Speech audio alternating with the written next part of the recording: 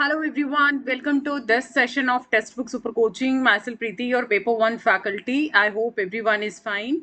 So अब अगर मैं यहाँ पर एक इम्पॉर्टेंट जो बहुत सारे स्टूडेंट्स का डाउट है कि जेआरएफ और पीएचडी फेलोशिप में क्या डिफरेंस आता है, बिकॉज बहुत सारी नोटिफिकेशंस आपने देखी है। जैसे पहले इससे पहले मैंने एक वीडियो बनाया था बिट्स पिलानी, अराउंड 62,000 तक का आप लोगों को वो फेलोशिप भी प्रोवाइड करती है अगर आपका जेआरएफ नहीं है। तो ऐसे बहुत सारे टॉप इंस्टीट्यूशंस हैं जो अगर आपका जेआरएफ नहीं है तब भी आपको पीएचडी फेलोशिप मिलती है। तो दोनों में बेसिकली क्या डिफरेंस जाता है, इस पूरे के पूरे टॉपिक पे जो भी क्लैरिटी है वो इस वीडियो के अंदर आपको डेफिनेटली मिल जाएगी। So let start with the session और द वीडियो। जो भी आपके डाउट है जेआरएफ और पीएचडी फेलोशिप और क्या फ़ायदा है और किस तरीके से दोनों चीज़ें प्रोसीड करती हैं, एंड रेस्ट ऑफ ये हमारे टेलीग्राम ग्रुप है, सारे स्टूडेंट्स इसको ज्वाइन कर लीजिए। हर सेशन का लिंक मैं यहाँ पिन करती हूँ, चाहे हमारे जेनरिक सेशन है या फिर हमारे कंटेंट वाले सेशंस हैं। तो हर अपडेट आपको इस पर्टिकुलर टेलीग्राम ग्रुप पे मिलने वाला, तो इसको सारे स्टूडेंट्स ने जरूर ज्वाइन कर लेना है। करेक्ट है। सो एक्चुअली में देखो, आपने लेट सपोज आप यूजीसी नेट की तैयारी करते हैं, आपने भी देखा होगा ऑप्शन पूछता है आप नेट के लिए करना चाहते हैं जेआरएफ या ओनली पीएचडी, इस तरीके के आपकी 3 बाइफर्केशन आती, कैटेगरी आती हैं। अब ऑब्वियसली यहाँ पर एक एज लिमिट आ जाती है कि आपका लेट सपोज विमेंस की बात करूँ तो अगर 30 एज है तो 5 साल का उनको रिलैक्सेशन मिल जाता है। 35 तक विमेन अप्लाई कर सकती है और जेआरएफ के लिए एलिजिबल है।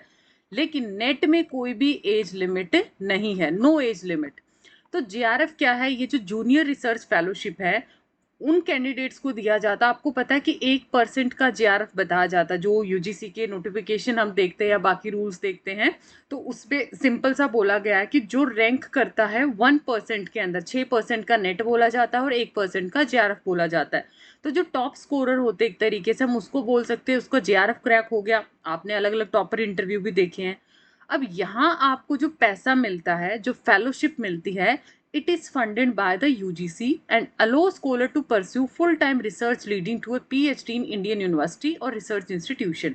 मतलब यूजीसी आपको क्या करता है, फंडिंग देता है स्कॉलर्स को, इस चीज़ में फाइनेंशियली आप लोगों को हेल्प करता है। आप फुल टाइम पीएचडी किसी बेस्ट इंस्टीट्यूशन से, इंडियन यूनिवर्सिटी से यहाँ से कर सकते हैं। रिसर्च कोई भी जो भी इंस्टीट्यूशन है कंसर्न, जो भी यूजीसी की लिस्ट के अंदर है वो आप उसको देख सकते हैं, राइट, जो जो इस चीज़ को यहाँ पर फॉलो करता है। जेआरएफ क्या है, ये थोड़ा वेरी भी कर सकता है, ये वाला जो अमाउंट है ये थोड़ा वेरी भी कर सकता है। रेंज यहाँ पर बताइए 35,000 से 37,000 तक, like for the first 2 years. Then उसको इंक्रीज भी किया जा सकता है 42,000 तक का नेक्स्ट 3 ईयर्स के अंदर। अब बाकी सारी जो चीज़ें हैं वो प्रोग्रेस पे डिपेंड करती हैं। इसमें और भी सारी कंटीजेंसी फंड भी आपका आ जाता है। तो इस तरीके से आपको यहाँ पर चीज़ें मिलती हैं। ठीक है। अब यहाँ पर जो जेआरएफ क्वालिफाइड कैंडिडेट हैं उनको बेसिकली प्रेफरेंस भी मिलती है। जब आप पीएचडी एडमिशन के लिए जाते हैं तो आपको ज़्यादा अपॉर्चुनिटीज़ भी दी जाती है। तो ओनली पीएचडी जेआरएफ वाला बच्चा है तो कहीं ना कहीं आपको ज़्यादा प्रायोरिटी यहाँ पर दी जाती है। लेकिन अगर मैं पीएचडी विदाउट जेआरएफ की बात करती हूँ, सिंपल जो भी इंस्टीट्यूशंस फेलोशिप देते हैं, वो एक्चुअली में क्या है, जो पीएचडी फेलोशिप होती है, दूसरे शब्दों में ये इंडिविजुअल यूनिवर्सिटीज़ प्रोवाइड करती है। और हाल ही का मैं बताऊं तो बिट्स पिलानी अगर मैं बात करती हूँ, जैसे कि इसमें बिट्स पिलानी का नाम आता है, या फिर डीएसटी हो गया, आईसीएमआर हो गया, आईसीएसआर है। यहाँ आपको जेआरएफ की रिक्वायरमेंट नहीं होती है कि आपने जेआरएफ किया तभी आपको मिलेगा, बट हाँ इंस्टीट्यूशन की कुछ स्पेसिफिक रिक्वायरमेंट होती हैं। ठीक है, एंट्रेंस टेस्ट भी हो सकता है, इंटरव्यू हो सकता है, वो एडमिशन वाला अलग पार्ट है, बट जो इनकी रिक्वायरमेंट्स हैं वो डिफरेंट जाती हैं। एंड यहाँ पर अलग अलग लेवल पे देखो, नॉर्मल इंस्टीट्यूशन है, थोड़ा रेंज उस पर लो हो सकता है, आपको फाइनेंशियल जो असिस्ट करेगा। अगर हाई लेवल का टॉप इंस्टीट्यूशन कोई डीम टू बी यूनिवर्सिटी है, वहाँ पर अच्छा खासा आपको अमाउंट मिल जाता है। तो डिपेंड करता है, क्योंकि ये क्या होते हैं, sometime tied to research projects led by faculty, right. इसमें काफ़ी कुछ सेंट्रली फंडेड स्कीम्स भी हो जाती हैं, अलग अलग प्रोजेक्ट को स्पॉन्सर भी किया जाता है, वो डिपेंड करता है वो इंस्टीट्यूशन के ऊपर। ठीक है, इसमें थोड़ा फ्लैक्सिबिलिटी भी होता है, राइट।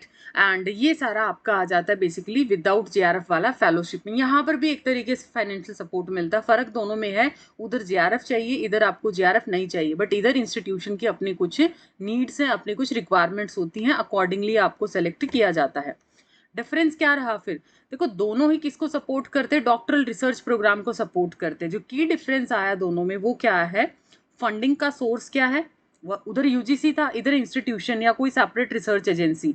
मंथली स्टाइपेंड में फ़र्क आएगा, एकेडमिक स्ट्रक्चर में थोड़ा एलिजिबिलिटी, उनकी रिक्वायरमेंट थोड़ी अलग हो सकती हैं। जेआरएफ ज़्यादा कॉम्पिटिटिव माना जाता है, प्रेस्टिजियस माना जाता है, क्योंकि सेंट्रली इसको यूजीसी अवार्ड करता है एग्ज़ाम परफॉर्मेंस के हिसाब से, है ना। तो लॉन्ग टर्म जिसका कैरियर है, रिसर्च कैरियर है, वो आप इसके साथ जा सकते हो। जबकि पीएचडी फेलोशिप जो है वो डाइवर्स है स्ट्रक्चर में, एंड सम टाइम काफ़ी बार बेटर भी हो सकता है, बिकॉज स्पेसिफिक रिसर्च टॉपिक है, इंस्टीट्यूशन को उसी की ज़रूरत थी, तो थोड़ा लिमिट भी हो जाता है वहाँ पर। ठीक है, तो हमेशा सेम लेवल की फंडिंग आपको नहीं मिलती, इधर थोड़ा सा डाइवर्सिटी आपको ज़्यादा देखने को मिलती है पीएचडी फेलोशिप के अंदर। सो ये था इसका बेसिक सा डिफरेंस बिटवीन जेआरएफ फेलोशिप और जो नॉर्मली आपको पीएचडी की फेलोशिप मिलती है, इन दोनों का यही मेजर डिफरेंस था। आई होप अब कोई भी डाउट आप लोगों का नहीं है। दूसरी चीज़, अगर आपने जेआरएफ क्वालिफाई कर लिया, अब ये तो ना रूट था, फाइनेंशियल सपोर्ट भी आपको मिला, एकेडमिक रिकॉग्निशन भी मिलता है, आपने असिस्टेंट प्रोफेसर की एलिजिबिलिटी भी आप बाय डिफॉल्ट हासिल कर लेते हो, फॉर्म्स निकलते हैं तो आप यूजीसी किसी भी कॉलेज वैकेंसी के फॉर्म निकले, आपने फॉर्म फिल किया, आप वहाँ एपी के लिए एलिजिबल हो। तो नौकरी के रिगार्डिंग भी, फाइनेंशियल सपोर्ट भी, पोस्ट डॉक्टरल जो आपकी अपॉर्चुनिटीज हैं या टीचिंग रोल्स है रेप्यूटेड इंस्टीट्यूशंस में, हर तरीके से आपका कहीं ना कहीं मैं जेआरएफ को ही यहाँ पर थोड़ा प्रायोरिटी देना चाहूँगी कि आप जेआरएफ अपना क्वालिफाई करो, अगर आपके पास एज वाला इशू कोई ऐसा नहीं है। बाकी आपकी चॉइस है, आपको क्या बेटर लगता है आप जरूर बताइएगा कमेंट सेक्शन के अंदर।